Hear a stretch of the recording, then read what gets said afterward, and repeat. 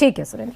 प्रेम शुक्ला जी, मैं जब गारंटियों की बात करती हूं और ये कहती हूं कि प्रधानमंत्री नरेंद्र मोदी के चेहरे पर लोगों ने गारंटी पर भरोसा किया, राजस्थान जिताया, छत्तीसगढ़ जिताया और मध्य प्रदेश जिताया, तो मैं ये सवाल क्यों ना पूछूं आपसे कि काला धन वापस नहीं आया स्विस बैंक से जो आने वाला था, नोटबंदी को लेकर जितने दावे थे वो फेल रहे आपने गारंटीज पूरी की, सीएए, राम मंदिर, 370, 3 तलाक, जिसका न बेरोजगारी से लेना देना, न महंगाई से लेना देना, न युवाओं से, न महिला से, न किसानों से, न गरीबों से। हो गया आपका प्रश्न, तो मैं उत्तर प्रारंभ करूं। प्रेम शुक्ला और कुछ पूछना है? प्रेम शुक्ला जी। जी धन्यवाद। देखिए, आप बेरोजगारी से मैं शुरू करता हूं। 1991 में लिबरलाइजेशन के बाद 2014 तक एनएसएसओ का डाटा है कि 6.5 करोड़ लोगों को ऑर्गेनाइज सेक्टर में टोटल एम्प्लॉयमेंट जनरेट हुआ, जिसमें 6 वर्ष आदरणीय अटल बिहारी वाजपेयी की सरकार के भी थे, जिसमें जो है अर्थव्यवस्था की वृद्धि दर सर्वाधिक थी। कांग्रेस जब छोड़कर गई थी और देवेगौड़ा की सरकार और गुजराल की सरकार जब छोड़ के गई थी, तो 6.2 जो है ग्रोथ रेट था। आदरणीय अटल बिहारी वाजपेयी जब इनको सरकार में डॉक्टर मनमोहन सिंह को देकर गए, तो 8.5% का जो है अर्थव्यवस्था का ग्रोथ रेट था।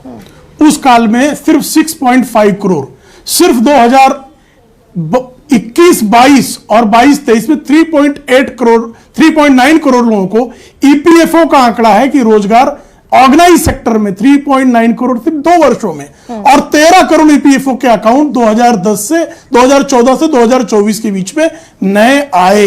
तो ये 13 करोड़ ईपीएफओ में कोई कंट्रीब्यूशन जो है अपने एम्प्लॉय का बिना किसी को एम्प्लॉयमेंट दिए करता होगा, ये कांग्रेस कह सकती है, बाकी संसार में और कोई नहीं कह सकता। 8 करोड़ नए मुद्रा लोन, जो पहली बार जिसको लोन मिला है, 8 करोड़ लोगों को मुद्रा लोन पहली बार दिया गया, तो निश्चित तौर पर एक रोजगार एक मुद्रा लोन पर निश्चित तौर पर सृजित हुआ होगा। शेष रोजगार की मैं बात ही नहीं करता, तो हमने रोजगार दिया है। महंगाई की बात कर रही है, जब जो है श्रीमान डॉक्टर मनमोहन सिंह आए थे सरकार में, 2004 का कांग्रेस का घोषणा पत्र उठाकर देख लीजिएगा, 100 दिन में महंगाई कम करने की गारंटी दी गई थी। पहले 1991 में श्रीमान राजीव गांधी ने दी, फिर उनकी असामयिक मृत्यु हो गई, नरसिंह राव की सरकार आई, पूरे 5 वर्षों में कोई महंगाई पर नियंत्रण नहीं किया गया। अगली बार फिर श्रीमती सोनिया गांधी ने 2004 में दिया, और 2004 से 14 का इन्फ्लेशन रेट एवरेज 10% था। तो महंगाई को कितना अच्छा नियंत्रित किया आप जान ही नहीं है। और 2014 से 24 के बीच में एवरेज इन्फ्लेशन रेट जो है 5% है, जबकि कोरोना का भयंकर काल भी जो है पूरी दुनिया ने महामारी का ऐसा भयंकर काल नहीं देखा। प्रेम शुक्ला जी, कांग्रेस की तुलना में प्रेम शुक्ला जी, ये जो गणित आंकड़ों के जरिए आप समझा रहे हैं, पहले तो ईपीएफओ का डेटा मैं आपको बता दूं, अगर रोजगार, एक सेकंड सुन लीजिए ना, सुन लीजिए, ईपीएफओ में रजिस्ट्रेशन बढ़ने का मतलब रोजगार मिलना नहीं होता सर। ईपीएफओ में अच्छा, सुन लीजिए, मैं बता देती हूँ आपको, मैं गणित समझा देती हूँ आपको, मैं गणित समझा देती हूँ आपको। ईपीएफओ में कोई भी कंपनी में अगर 19 लोग काम कर रहे हैं, वो ईपीएफओ में रजिस्टर नहीं होती। जैसे ही उस कंपनी में 20 लोग काम करना शुरू करते हैं, यानी कि एक आदमी को रोजगार मिला, 19 से 20 हुआ, ईपीएफओ में रजिस्टर हुआ, टोटल जुड़ गए 20 लोग। 19 नहीं जुड़ रहे थे, 20 लोग जुड़ गए, मात्र एक को रोजगार मिला। और मैं तो आपसे पूछ रही हूँ, मैं आपसे पूछ रही हूँ, इसका मतलब है कि रोजगार बढ़ा, 19 का 20 हुआ, तो रोजगार बढ़ा निश्चित हो गया। जिसको ऑर्गेनाइज सेक्टर में नहीं था, ऑर्गेनाइज सेक्टर में आ गया, उसको ईपीएफओ भरने लगे, उसको एम्प्लॉइज का बेनिफिट मिलने लगा, वो ऑर्गेनाइज सेक्टर में आ गया, तो स्वीकार रही हैं आप। तो फिर ये ग्रेजुएट लोगों की फौज है 42%। प्रेम शुक्ला, ग्रेजुएटेड है हमारे देश में जी 42% ग्रेजुएट लोग जो बेरोजगार हैं और 25 साल से कम उम्र के हैं। ये बेरोजगारों की ये आंकड़ा कहां से लाया जरा मैं जान लूं। अजीम प्रेम जी यूनिवर्सिटी आप ही के देश की यूनिवर्सिटी है, आप ही के देश की यूनिवर्सिटी है। तो एक यूनिवर्सिटी के आंकड़े से बिल्कुल नहीं है ये। भारत में जो बेरोजगारी का आंकड़ा है वो 3.8% है। आप किसी भी यूनिवर्सिटी में कुछ भी कोई भी एक सर्वे करके ले आए, आप उसको स्वीकार लें। आपके एनएसएसओ का डेटा है ना 3.8%। प्रेम शुक्ला जी, इस देश में एक बहुत सारे और ट्रस्ट, तो उसको ना माने हम, एक यूनिवर्सिटी को मान लो, एनएसएसओ को ना माने। नहीं, न्यूज 24 की श्रीमती तो गरिमा फिर सिंह प्रेम का ये शुक्ला जी कहना मुझे है ये बताइए कि एनएसएस जो का आटा न माने, एक सेकंड, उत्तर प्रदेश एनएसएस का में डाटा न टीचर भर्ती स्वीकारे, घोटाला निकला, लेकिन वो एक यूनिवर्सिटी का स्वीकार सुन ले। लीजिए ना सर, उत्तर प्रदेश में, अच्छा चलिए मैं दूसरे मुद्दे पर आती हूँ। जी, उत्तर प्रदेश में सुन रहा हूं, मैं कांस्टेबल आपको भर्ती उत्तर होनी देना थी, देता हूं, सिर्फ सुन लेता हूं। कांस्टेबल भर्ती होनी आपकी थी, इच्छा हो, 60,000 तो मैं सिर्फ सुन वैकेंसीज लेता थी, हूं, उत्तर नहीं देता हूं। 48 लाख लोगों ने आवेदन किया। जी, कहां से आए अब आप 48 लाख अब डेविएट बेरोजगार हो रही लोग? हैं। अब एंकर डेविएट हो रही है, अब एंकर डेविएट होती है। ऐसा है, इस देश में सरकारी नौकरी के प्रति आकर्षण का भाव है, बहुत सारे देशों में सरकारी नौकरी के प्रति आकर्षण का भाव है। मैं एक प्राइवेट कंपनी में नौकरी कर रहा हूं, एक मुझे सरकारी नौकरी का ऑफर मिला, मैं सरकारी नौकरी करना चाहता हूं, इसका अर्थ नहीं कि मैं बेरोजगार हूं। इस देश में सरकारी नौकरी के प्रति आकर्षण है, यह सत्य है। इसका मतलब नहीं कि जो लोग सरकारी नौकरी मांगने जा रहे हैं वो सारे के सारे बेरोजगार हैं। यह तथ्य न्यूज 24 कैसे इस तथ्य पर पहुंचता है, यह न्यूज 24 बता सकता है। बता देती हूँ सर, ये बेरोजगारी दर पीएलएफएस के हिसाब से तय होती है, पीरियोडिक लेबर फोर्स सर्वे के हिसाब से तय होती है। और बेरोजगारी दर का मतलब क्या है? जी, बेरोजगारी दर का मतलब ये नहीं कि जो आदमी 10,000 रुपए महीना की नौकरी कर रहा है वो 20,000 रुपए महीना की ढूंढ रहा है तो वो बेरोजगार है। बेरोजगारी दर का मतलब यह है कि जिस व्यक्ति को एक हफ्ते में 1 घंटे का भी रोजगार ना मिला हो उसे बेरोजगार कहते हैं। और वो बेरोजगार हमारे देश में ग्रेजुएट पढ़े हुए, ग्रेजुएशन किए हुए 42% लोग हैं। 42%। आप यूनिवर्सिटी का आंकड़ा बता रही है ना, मैं तो एनएसएसओ का आंकड़ा बता रहा हूं। तो मैं तो आप ही के यूपी का आंकड़ा भी बता रही हूँ। 6-7 हजार लोगों का आवेदन निकलता है, 48 लाख लोग। सरकारी नौकरी आप बता रही है, ये सरकारी नौकरी के संदर्भ में मुद्रा लोन का भी बता देती हूँ फिर आपको, जिस मुद्रा लोन की ताल ठोक रहे हैं आप। 80% मुद्रा लोन, 80% मुद्रा लोन बता रही हूँ सर। 85% मुद्रा लोन मिला है 50,000 तक का, जो शिशु लोन है 50,000 में कट के मिलता है लगभग 35,000। अब 35,000 में कौन सा रोजगार कराएंगे आप प्रेम शुक्ला? 8 करोड़ लोगों को नया पहली बार रोजगार मिला, जिनको 1 लाख से अधिक का लोन है, ये भी सबके सामने है, ये भी एक आंकड़ा है।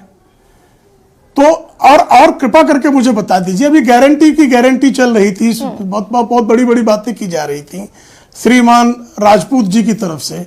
अभी हिमाचल प्रदेश में चुनाव साल भर पहले हुए हैं, 1,500 रुपए 18 वर्ष से अधिक की हर महिला को देना इन्होंने सुनिश्चित किया था। एक खाता बता दे जिसमें 1,500 रुपए गया हो। 300 यूनिट बिजली मुफ्त में देने वाले थे, एक घर बता दे जिसको 300 यूनिट बिजली हिमाचल प्रदेश में मुफ्त मिल गई हो। सर आपने किसानों की आय दोगुनी कर दी प्रेम शुक्ला, तो इस तरह की है ना प्रेम शुक्ला, किसानों की आय हमने 1.5 गुनी पौने 2 गुनी कर दी, लगभग हमने 1.5 गुनी पौने 2 गुनी कर दी, हमने 1.5 गुनी पौने 2 गुनी कर दी। और एमएस स्वामीनाथन स्वयं, जिन स्वामीनाथन आयोग की रिपोर्ट 2006 से लेकर 2014 तक डॉक्टर मनमोहन सिंह नाम के अनर्थ शास्त्री ने दबा के रखा था, उस एमएस स्वामीनाथन ने अपने आर्टिकल में स्वयं कहा कि मेरे रिपोर्ट की 80% सिफारिशों को लागू करने में नरेंद्र मोदी जी की सरकार सफल रही। नहीं, मैं उस पर 20% और हम लागू कर देंगे। मैं उस पर भी आऊंगी, मुझे बता दीजिए किसानों की आय दोगुनी हो गई क्या प्रेम शुक्ला? बड़ा सीधा सवाल है। मैंने कहा 1.5 गुनी हो गई। कैसे हो गई बताइए? 1.5 गुनी हो गई, 2 गुनी भी हो जाएगी, बताइए ना कैसे? 1.5 गुनी हुई। सिर्फ जो है, हम तो एमएसपी ही हमने जो है अधिकांश का जो है एमएसपी पे उसकी 2016 में, मेरे 2016 में, फिर आप आंकड़ों पर जाएंगे तो आंकड़े सुन लीजिए। 2016 में किसान की औसत आमदनी 8,036 रुपए थी। 2016 में जिस समय आपने ये वादा किया था किसानों की आय दोगुनी करने का, उस समय इस देश के किसान की औसत आमदनी महीनावार 8,036 रुपए, और इस समय 10,078 रुपए है। आप ही ने संसदीय समिति बनाई, अपने ही सांसद की अध्यक्षता में बनाई, पीसी गद्दी गौदर उस समिति के अध्यक्ष बने। उन्होंने कहा, रिपोर्ट अपनी सौंपी और कहा कि हम इस टारगेट से अभी कोसों दूर हैं। 16,000 रुपए महीना होनी थी दोगुनी के लिहाज से, 10,078 रुपए है जी।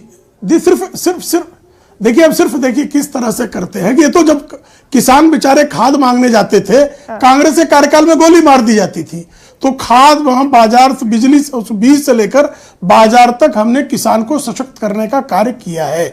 हमने किसान को जो है एमएसपी पर खरीद जो है, गेहूं की खरीद जो है तिगुनी कर दी है, हमने धान की खरीद बढ़ा दी है, हमने जो है एमएसपी किसी भी एक अनाज की एमएसपी पकड़े 1.5 दोगुनी हमारी एमएसपी अधिकांश 2014 2024 जिस चीज की आप देखें हमने एमएसपी बढ़ा दी है।